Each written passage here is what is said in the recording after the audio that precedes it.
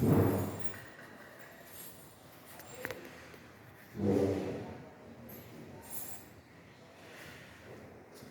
কাছে যা যা আছে এই ব্যাগের, আমার বাসায় যে কোনো ফুডের প্রবলেম ছাড়া আমার কাছে এভরিথিং সমস্যার সমাধান আছে, বুঝছে?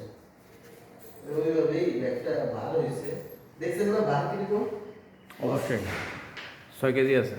হ্যাঁ 6 কেজি। হ্যাঁ 5-6 কেজি